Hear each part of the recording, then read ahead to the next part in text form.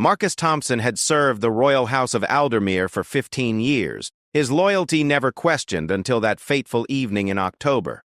As the senior guard assigned to protect Queen Consort Helena, he had witnessed countless private moments, but nothing had prepared him for what he would overhear that night. The ancient castle walls of Aldermere held secrets like a vault, and Marcus had learned long ago to keep his eyes forward and his ears closed. The royal family's private affairs were not his concern, or so he had always believed. His duty was simple: protect the crown, maintain order, and never speak of what transpired behind closed doors. Queen Consort Helena had always been different from the previous royals Marcus had served.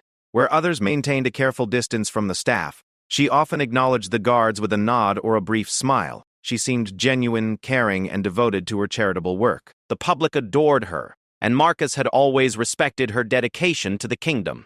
That evening, Marcus was stationed outside the Queen Consort's private study, a position he had held countless times before. The hallway was dimly lit by ornate chandeliers, casting long shadows across the marble floor. He could hear the faint sound of classical music drifting from within the room, nothing unusual for Helena's evening routine. What began as a typical evening shift took an unexpected turn when Marcus heard Helena's voice rise above the soft music. She was speaking on the phone, her tone urgent and hushed. At first, he tried to ignore the conversation, focusing instead on the ornate paintings that lined the corridor walls, but certain words began to penetrate his professional detachment. The conversation seemed to revolve around financial matters, but not the typical royal budget discussions Marcus had occasionally overheard in his years of service. Helena spoke of offshore accounts, hidden transactions, and meetings that needed to remain secret. Her voice carried a tension Marcus had never heard before, a desperation that seemed completely at odds with her public persona. As the minutes passed, the conversation became more intense. Helena mentioned names Marcus didn't recognize, places that seemed far removed from official royal business, and amounts of money that staggered him. She spoke of covering tracks, ensuring silence, and the consequences if certain information became public knowledge. Marcus found himself in an impossible position. His training dictated that he should move away, find an excuse to patrol another corridor, but something about the conversation held him frozen in place. The weight of what he was hearing began to settle on his shoulders like a heavy cloak. The Queen Consort's voice trembled as she spoke about the pressure she was under, the demands being made of her, and her fear of exposure. She mentioned threatening phone calls, compromising photographs, and a web of deception that seemed to span years. Marcus realized he was listening to someone trapped in a situation far beyond anything he had imagined. When Helena mentioned the charity foundation that bore her name, Marcus felt his stomach drop. The foundation was beloved by the public, supporting orphanages and educational programs across the kingdom. The thought that this beloved institution might be connected to whatever Helena was discussing made Marcus question everything he thought he knew about the woman he had sworn to protect. The conversation continued for over an hour, with Helena making multiple calls to different individuals. Each conversation revealed another layer of what appeared to be an elaborate scheme involving charity funds, fake invoices, and payments to individuals who seemed to have some hold over the Queen Consort. Marcus heard her agree to transfer large sums of money, promise future payments, and beg for more time to arrange additional funds. As the evening progressed, Marcus began to understand that Helena was not the architect of this scheme, but rather its victim. Someone was blackmailing her, using information that could destroy not only her reputation, but potentially bring down the monarchy itself. The desperation in her voice made it clear she felt completely trapped, with no way to seek help without exposing secrets that could have devastating consequences. When the final call ended, Marcus heard Helena sobbing quietly in her study. The sound cut through him like a knife, challenging everything he believed about his duty and loyalty. He had always seen his role as protecting the royal family from external threats. But what was he supposed to do when the threat seemed to come from within their own circle? The silence that followed was deafening.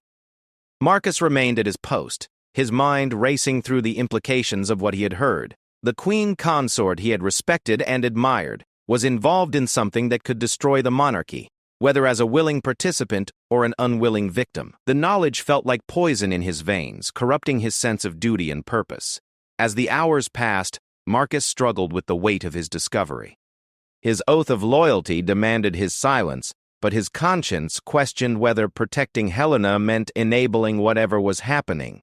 The foundation that helped thousands of children might be built on stolen money, and the woman the public trusted was either a criminal or a victim of extortion. When his shift ended at dawn, Marcus walked through the castle grounds with heavy steps. The morning light seemed different somehow, as if the world itself had changed overnight. He realized that his 15 years of service had led him to this moment, where loyalty and morality were no longer aligned, where protecting his charge might mean betraying everything he believed in. The secret he now carried felt heavier than any armor he had ever worn. Marcus Thompson, the loyal guard who had never questioned his duty, found himself questioning everything. The recorded evidence of Helena's phone calls was automatically stored in the castle's security system, and Marcus alone had access to those files. The decision that would define the rest of his life was crystallizing in his mind, though he didn't yet fully understand its implications. The proof of Helena's involvement in whatever scheme had ensnared her was within his reach, and the power to expose or protect her now rested in his hands. As he walked toward his modest quarters in the castle's east wing, Marcus couldn't shake the image of Helena's tears or the sound of her desperate voice. The woman he had sworn to protect was drowning, and he alone possessed the knowledge that could either save her or destroy her completely. The weight of that responsibility would haunt him in the days to come, as he struggled to decide between loyalty and justice, between his oath to the crown and his duty to the truth. The days following that revelatory evening blurred together for Marcus Thompson, as he struggled to maintain his professional composure while wrestling with the explosive knowledge he now possessed. Each morning he stood at attention as Queen Consort Helena passed by, her serene public face masking the turmoil he knew raged beneath the surface. The weight of her secret had become his burden, and it was slowly consuming him. Marcus found himself obsessively researching the Helena Foundation, poring over public records and financial statements during his off-duty hours. What he discovered only deepened his concern and confusion. The Foundation's public face was impeccable, with detailed reports showing millions donated to worthy causes across the kingdom. Orphanages bore plaques thanking Helena for her generosity, and scholarship programs carried her name with pride. Yet the phone conversations he had overheard suggested something far more sinister lurking beneath this charitable facade. Marcus began to notice patterns that troubled him. Large donations that seemed to have no corresponding public acknowledgement, board members whose backgrounds were difficult to verify, and financial flows that seemed unnecessarily complex for a straightforward charitable organization. His investigation led him to a small group of investigative journalists who had been quietly examining the Foundation's activities. Sarah Chen, an investigative reporter for the National Herald, had been following a trail of suspicious charity funding across multiple organizations. Her articles, though carefully worded to avoid legal issues, hinted at systemic problems in how charitable donations were being handled by several high-profile foundations. Marcus realized that Dr. Chen might be the key to understanding what he had witnessed, but approaching her would mean crossing a line he could never uncross. Contact with journalists was strictly forbidden for royal guards, and sharing any information about the royal family's private affairs would be grounds for immediate dismissal and potential criminal prosecution. The moral weight of his situation intensified when Marcus learned more about the specific programs the Helena Foundation claimed to support. The Riverside Orphanage, which housed over 200 children, was supposed to receive substantial monthly funding for food, education, and medical care. But when Marcus discreetly visited the facility during his day off, he was horrified by what he found. The orphanage was severely understaffed, the children were wearing worn clothing, and the facilities were in desperate need of repair. When he spoke with Sister Margaret, the facility's director, she mentioned that promised funding had been delayed for months, forcing them to seek emergency assistance from other sources. The disconnect between the Foundation's reported donations and the reality of the orphanage's situation was stark and heartbreaking. This discovery transformed Marcus's moral dilemma from an abstract question of loyalty into a concrete matter of children's welfare. The money that should have been feeding and educating these vulnerable children was apparently being diverted elsewhere, while Queen Consort Helena's public image continued to benefit from the association with charitable work. As Marcus delved deeper into his unofficial investigation, he began to understand the scope of what appeared to be happening. The Helena Foundation seemed to be a sophisticated money laundering operation, using legitimate charitable activities as cover for moving large sums of money through complex networks of accounts and organizations.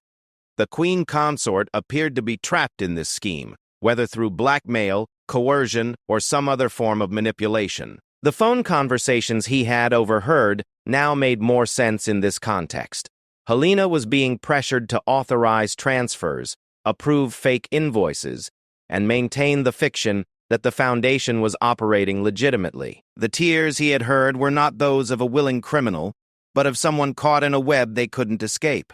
This realization brought Marcus no comfort, however. If anything, it made his situation more complex. Exposing the scheme would destroy Helena's reputation and potentially bring down the monarchy, but continuing to protect her meant allowing the continued exploitation of charitable donors and the neglect of vulnerable children who depended on the foundation's promised support.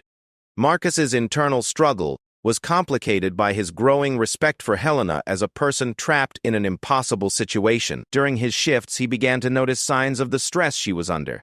The slight tremor in her hands during public appearances, the dark circles under her eyes that makeup couldn't completely hide, and the way she seemed to flinch whenever her phone rang. The breaking point came when Marcus witnessed another late-night phone conversation, this one even more distressing than the first. Helena was being threatened more explicitly now, with references to compromising photographs and recordings that could destroy not only her reputation, but potentially implicate other members of the royal family in scandals they had no knowledge of. During this conversation, Marcus learned the identity of Helena's primary tormentor, Victor Ashford, a businessman with connections to several offshore financial institutions and a history of involvement in questionable charitable organizations. Ashford seemed to have orchestrated the entire scheme, using Helena's genuine desire to help children as the foundation for an elaborate fraud that enriched him while destroying her peace of mind. The conversation revealed that Ashford possessed evidence of financial irregularities that could be interpreted as Helena's willing participation in the fraud, even though she had been manipulated into authorizing transactions she didn't fully understand. He was using this evidence to force her continued cooperation, threatening to release information that would make her appear to be the mastermind behind the scheme rather than its victim. Marcus realized that Helena was not just being blackmailed for money, but was being systematically destroyed psychologically. Ashford seemed to enjoy the power he held over her, often calling simply to remind her of his control over her life and reputation. The Queen Consort was living in constant fear, unable to seek help without risking exposure, and unable to escape without facing complete ruin. This understanding crystallized Marcus's decision, though implementing it would require careful planning and considerable courage. Helena needed someone to expose Ashford's scheme and prove her victimization, but she was too compromised to take action herself. The evidence Marcus possessed could potentially save her, but only if it was revealed in a way that protected her while exposing the true criminals. The security system's recordings of Helena's phone conversations were automatically archived, and Marcus had legitimate access to these files as part of his security duties. However, sharing these recordings with anyone outside the security department would be a serious breach of protocol and a violation of his oath of service. Marcus began to formulate a plan that would require him to sacrifice his career and potentially his freedom to save Helena from continued exploitation.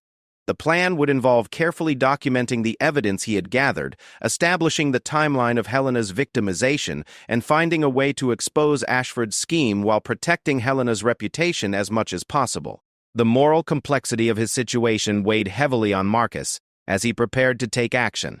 He was about to betray his oath of loyalty to protect someone who had been betrayed by those she trusted. The irony was not lost on him that his greatest act of service to the crown might appear to be his greatest betrayal. As he prepared to cross this line, Marcus thought of the children at Riverside Orphanage and the countless others who depended on charitable organizations for their basic needs. The exploitation of their vulnerability for criminal gain was something he could not continue to enable through his silence. The decision that had been building for days was finally made. Marcus Thompson would risk everything to expose the truth, hoping that justice for Helena and protection for the vulnerable children would justify the destruction of his own life and career that would inevitably follow. The implementation of Marcus's plan required weeks of careful preparation and nerves of steel. Every aspect had to be considered, from protecting Helena's privacy where possible to ensuring that the evidence would be taken seriously by journalists and investigators. The stakes couldn't be higher. A single mistake could result in his imprisonment while failing to help Helena or the children depending on the Foundation's legitimate activities. Marcus began by creating a comprehensive dossier that documented the timeline of events, the key players involved, and the evidence supporting Helena's victimization rather than willing participation. This required him to cross-reference the recorded phone conversations with public financial records, tracking the flow of money through various accounts and organizations connected to Victor Ashford's network. The picture that emerged was more disturbing than Marcus had initially understood. Ashford's scheme wasn't limited to the Helena Foundation, but appeared to involve multiple charitable organizations across the kingdom. The Helena Foundation was simply the most high-profile victim of a systematic approach to exploiting public goodwill for private gain. Through careful research, Marcus discovered that Ashford had been building his network for years, identifying charitable organizations with celebrity or royal patronage, and then gradually infiltrating their financial operations. He would position trusted associates in key administrative roles, manipulate accounting practices, and eventually gain enough control to divert substantial funds while maintaining the appearance of legitimate charitable work. Helena had become Ashford's most valuable target, not just because of the money involved, but because of the prestige and public trust associated with royal patronage. Her genuine commitment to helping children had made her vulnerable to manipulation, and her position made her too valuable to simply rob and abandon. Instead, Ashford had trapped her in a long-term relationship of exploitation and control. The evidence Marcus compiled revealed the sophisticated nature of Ashford's psychological manipulation. He had gradually increased Helena's involvement in financial decisions, presenting them as necessary improvements to the Foundation's efficiency, while actually creating a paper trail that could be interpreted as evidence of her willing participation in fraud. Each step had been designed to make Helena more complicit, while giving Ashford greater control over her actions. Marcus's investigation also uncovered the specific leverage Ashford held over Helena. Years earlier, Helena had authorized a series of emergency payments to help children in a refugee crisis, bypassing normal bureaucratic channels to get aid where it was needed quickly. Ashford had documented these transactions in a way that could be presented as evidence of financial irregularities. Even though Helena's motivations had been entirely humanitarian, this discovery helped Marcus understand why Helena felt so trapped. Any investigation into the Foundation's activities would inevitably uncover these emergency transactions, which could be misinterpreted without proper context. Ashford had essentially weaponized Helena's compassion against her, using her desire to help children as the foundation for her continued exploitation. The psychological profile of Helena that emerged from Marcus's research painted a picture of a genuinely caring person who had been systematically isolated and manipulated by someone with expertise in exploiting charitable organizations. Helena's increasing dependence on Ashford's guidance in financial matters had been carefully cultivated, making her feel responsible for problems she had not created and powerless to solve them without his continued assistance. Marcus realized that exposing this scheme would require more than simply releasing recorded phone conversations. The evidence needed to be presented in a context that made Helena's victimization clear, while demonstrating the broader pattern of Ashford's criminal activities. This meant identifying other victims, documenting the full scope of the fraud, and presenting the information in a way that would prompt a comprehensive investigation rather than simply creating a scandal. The breakthrough in Marcus's preparation came when he discovered that Dr. Sarah Chen had been investigating Ashford's activities independently. Her articles about charitable fraud had been circling around Ashford's network without directly naming him, suggesting she had substantial evidence but lacked the definitive proof needed to publish more aggressive reporting. Marcus realized that Dr. Chen represented his best opportunity to ensure the evidence was properly investigated and presented. Her established credibility as an investigative journalist and her existing knowledge of charitable fraud patterns meant she would understand the significance of what Marcus could provide and handle it responsibly. The decision to contact Dr. Chen represented the final point of no return for Marcus. Once he reached out to her, he would have committed an act that would end his career and potentially result in criminal charges. The royal guard's oath of service was absolute, and sharing any information about the royal family's private affairs was considered treason under the kingdom's laws. Marcus spent days crafting an approach that would protect both Helena and himself as much as possible, while ensuring the information reached someone who could act on it effectively. He decided to present himself as a concerned citizen who had stumbled across evidence of charitable fraud, rather than identifying himself as a royal guard with access to privileged information. The initial contact with Dr. Chen was made through an anonymous email account, providing just enough information to demonstrate the significance of what Marcus possessed without revealing his identity or the full scope of his evidence. He suggested a meeting in a public location where they could discuss the matter further, giving Dr. Baba Chen the opportunity to verify his credibility before committing to any arrangement. Dr. Kotex. Chen's response was swift and professional, agreeing to meet while making it clear that she would need substantial verification of any claims before proceeding with publication. Her caution reassured Marcus that she would handle the information responsibly, but it also meant that he would need to provide enough evidence to convince her of the story's validity without immediately revealing his connection to the royal household. The meeting was arranged for a busy coffee shop in the capital city, far from the royal district where Marcus might be recognized. He prepared a carefully edited version of his evidence that demonstrated the existence of the fraud, while protecting Helena's privacy as much as possible. The goal was to convince Dr. Chen to investigate further, while giving her the tools she needed to uncover the full story through legitimate journalistic methods. As the date of the meeting approached, Marcus found himself questioning his decision repeatedly. The magnitude of what he was about to do weighed heavily on him. But each time he wavered, he thought of the children at Riverside Orphanage and Helena's desperate phone conversations. The knowledge that both were suffering because of his inaction ultimately strengthened his resolve. The night before the meeting, Marcus reviewed his evidence one final time, ensuring that everything was properly organized and that his presentation would be clear and convincing. He had prepared multiple contingency plans for different scenarios, including what to do if Dr. Chen rejected the story, or if his involvement was discovered before the investigation could be completed. Marcus's final preparation involved writing a detailed confession explaining his actions and motivations to be delivered to his superiors after the story was published. This document outlined his moral reasoning, his attempts to find alternative solutions, and his acceptance of responsibility for violating his oath of service. He hoped this gesture would demonstrate his respect for his position while explaining why he felt compelled to act outside normal channels.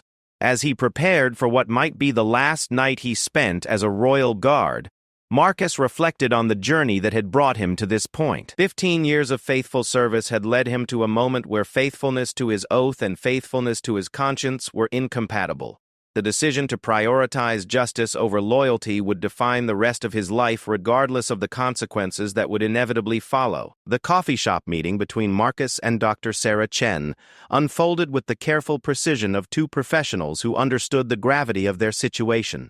Marcus had chosen his disguise carefully: civilian clothes, a baseball cap, and sunglasses that would help conceal his identity while appearing natural in the bustling urban environment. Chen arrived precisely on time, her experienced eyes scanning the crowd before settling on Marcus with the practiced assessment of someone accustomed to clandestine meetings.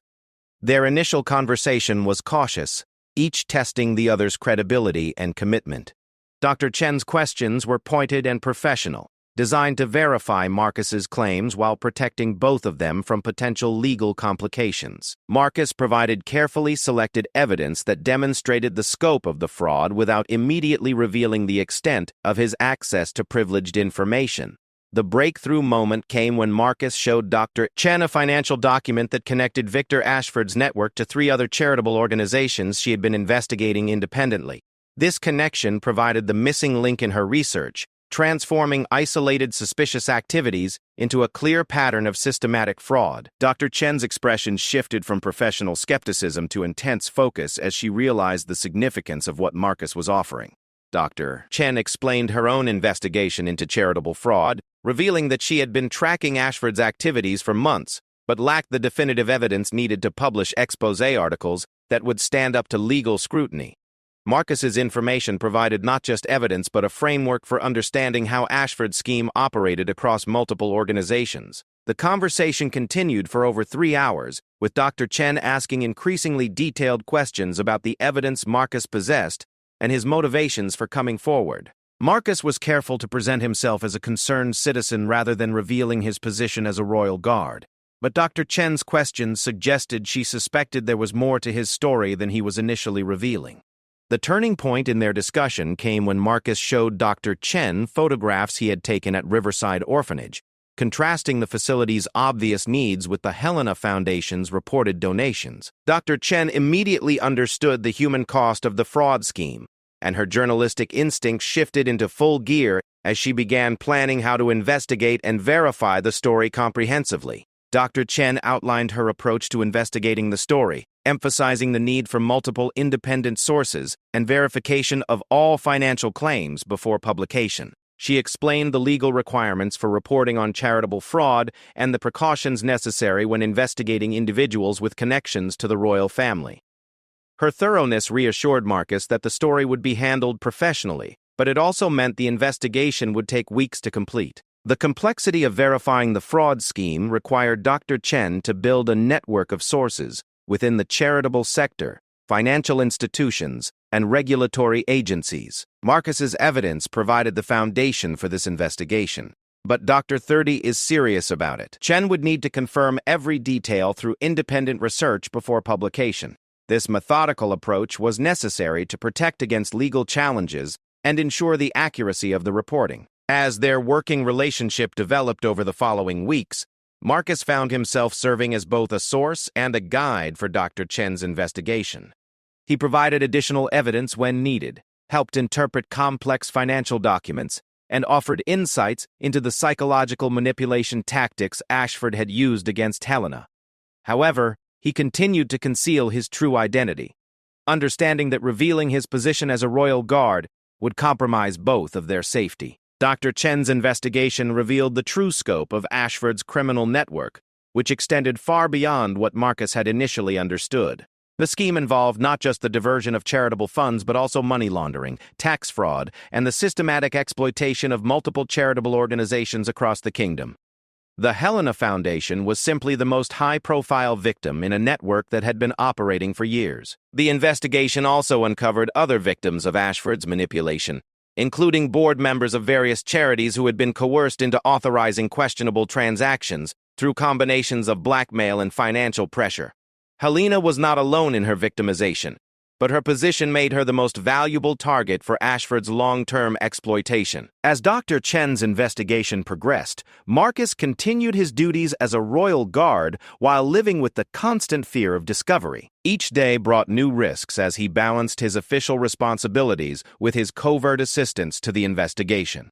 The stress of maintaining this double life was enormous, but his commitment to exposing the truth kept him focused on his goal. The breakthrough that would ultimately expose Ashford's scheme came when Dr. Chen's investigation attracted the attention of financial regulatory authorities who had been conducting their own inquiry into suspicious charitable transactions. The combination of journalistic investigation and official scrutiny created a comprehensive picture of the fraud that would be impossible for Ashford to dismiss or explain away. Marcus realized that the moment of truth was approaching when Dr. Chen informed him that she had enough evidence to publish her initial article about the charitable fraud network. This article would not immediately implicate Helena or reveal the royal family's connection to the scheme, but it would begin the process that would ultimately expose everything Marcus had discovered. The decision about when and how to reveal Helena's involvement required careful consideration of both journalistic ethics and the potential consequences for the monarchy. Chen understood that exposing Helena's victimization required presenting the evidence in a way that made her manipulation clear while avoiding sensationalism that could damage innocent parties. Marcus's role as a source was complicated by his growing emotional investment in Helena's welfare. The weeks of investigation had deepened his understanding of her psychological trauma and his respect for her attempts to maintain her charitable work, despite the exploitation she faced. He found himself hoping that exposure of the scheme would provide Helena with the freedom she needed to escape Ashford's control. The final phase of the investigation required Marcus to make the most difficult decision of his entire plan. Dr. Chen needed access to the recorded phone conversations to provide definitive proof of Helena's victimization and Ashford's manipulation tactics. Providing these recordings would require Marcus to reveal his identity as a royal guard and accept the full legal consequences of his actions. Marcus understood that this revelation would mark the end of his career and likely result in criminal charges for violating his oath of service. However, without the recorded evidence, the investigation would lack the conclusive proof needed to fully expose Ashford's psychological manipulation and clear Helena's reputation. The choice between protecting himself and protecting Helena was ultimately no choice at all. The decision to provide the recordings was made easier by Marcus's growing certainty that exposure of the truth was the only way to free Helena from her psychological prison. The investigation had revealed that Ashford's control over Helena was becoming more aggressive and demanding, suggesting that her situation would only worsen without intervention. As Marcus prepared to take the final step in his plan, he reflected on the journey that had brought him to this moment. What had begun as accidental knowledge of Helena's private conversations had evolved into a comprehensive understanding of systematic criminal activity that affected vulnerable children and exploited genuine charitable intentions for private gain. The weight of his decision was enormous. But Marcus found peace in knowing that his actions would ultimately serve justice and protect those who could not protect themselves. The cost to his own life and career was significant, but the potential benefits to Helena, the children served by legitimate charitable work, and the integrity of the charitable sector justified the sacrifice he was about to make. The morning Marcus Thompson revealed his true identity to Dr. Sarah Chen marked the beginning of the end of his life as he had known it for 15 years. Meeting in a secure location away from both the royal district and Chen's usual haunts, Marcus finally removed the metaphorical mask he had worn throughout their collaboration. The shock on Dr. Chen's face when he presented his royal guard credentials was quickly replaced by a deeper understanding of the significance of the evidence he had provided. Dr. Chen immediately recognized the legal and ethical implications of Marcus's revelation. The story had evolved from charitable fraud to a constitutional crisis involving the monarchy, with potential ramifications that extended far beyond simple criminal prosecution. The recorded phone conversations Marcus could provide would offer definitive proof of Helena's victimization, but they would also represent one of the most serious breaches of royal security in the kingdom's modern history. The recorded conversations, when finally shared with Dr. Wolford, Chen painted an even more disturbing picture than Marcus's previous descriptions had suggested.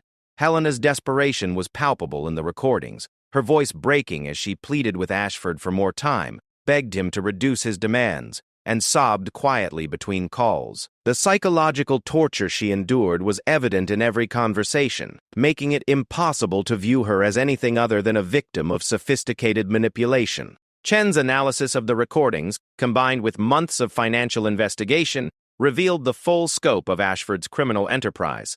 The scheme had diverted over $12 million from various charitable organizations, with the Helena Foundation serving as the primary conduit for money laundering operations that funded Ashford's lifestyle, while destroying the lives of those he manipulated. The decision to publish the story required careful coordination between Dr. Chen's newspaper, law enforcement agencies, and legal experts specializing in royal protocol. The National Herald's editor-in-chief understood that publishing this story would create unprecedented legal and constitutional challenges, requiring the newspaper to work closely with authorities to ensure responsible disclosure of information that could affect national security.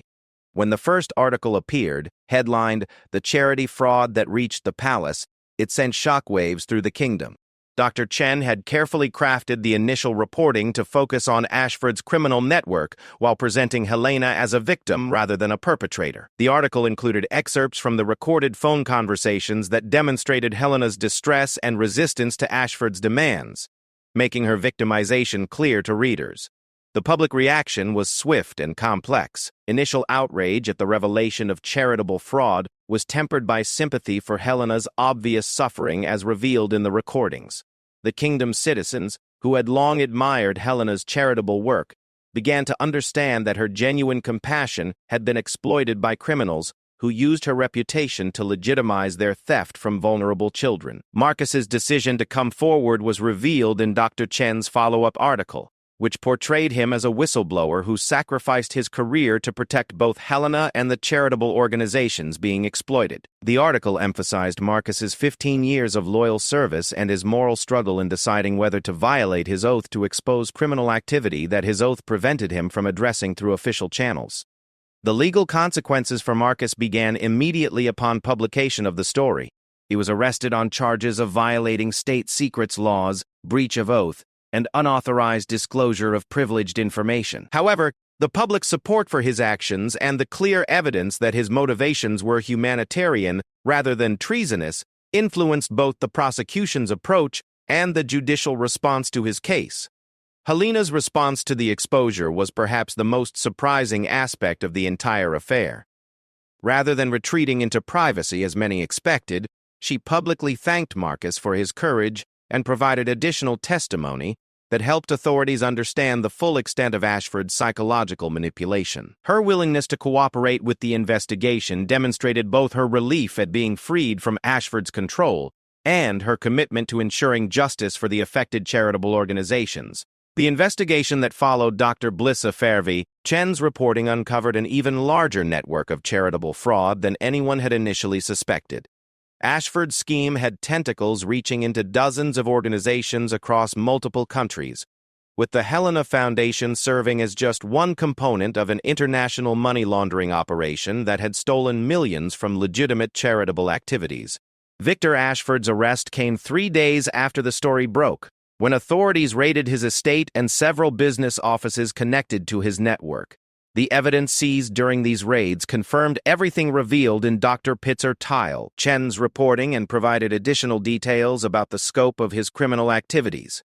Ashford's attempt to flee the country was thwarted by international cooperation prompted by the media coverage of his crimes. The trial that followed became a landmark case in the kingdom's legal history, establishing precedents for how whistleblower protections apply to royal security personnel and how courts should handle cases involving the monarchy's peripheral involvement in criminal activities. Marcus's testimony was crucial in establishing both the timeline of events and Helena's clear victimization by Ashford's manipulation. Helena's participation in the trial process demonstrated remarkable courage and resilience. Her testimony about the psychological pressure she endured, the threats Ashford used to maintain control, and her desperate attempts to protect both her reputation and the charitable work she genuinely cared about, helped the court understand the sophisticated nature of the manipulation she had experienced. The restoration of the Helena Foundation's reputation required extensive reform and oversight, but the organization ultimately emerged stronger from the crisis. New governance structures, financial transparency measures, and oversight mechanisms ensured that the Foundation's charitable work could continue while preventing future exploitation. The children and organizations that depended on the Foundation's legitimate activities saw improved support as reformed operations eliminated the diversions that had previously reduced available funding. Marcus's legal case concluded with a suspended sentence and community service, with the court recognizing that his violations of protocol were motivated by legitimate concerns about criminal activity and protection of vulnerable individuals. The precedent established by his case provided legal protections for future whistleblowers in similar situations, ensuring that moral courage would be supported rather than punished.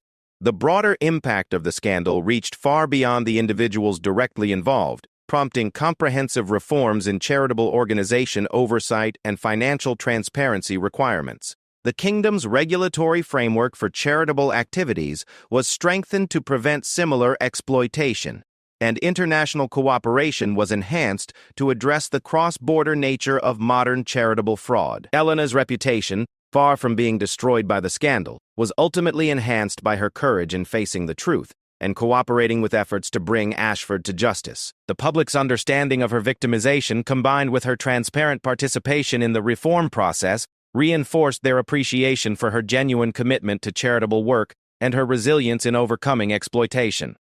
Dr. Chen's reporting earned numerous journalism awards and established new standards for investigating charitable fraud while protecting the privacy and dignity of victims.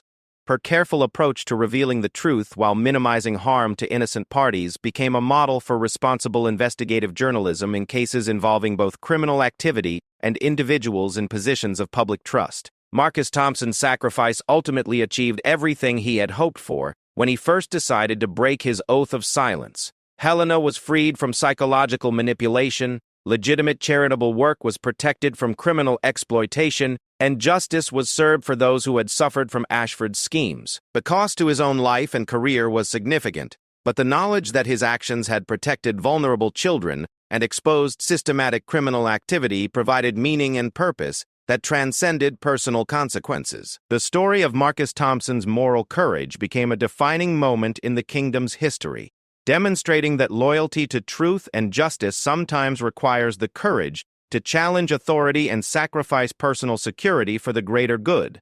His legacy inspired reforms that strengthened both the protection of whistleblowers and the oversight of institutions trusted with public welfare, ensuring that future exploitation would be more difficult to perpetrate and easier to expose.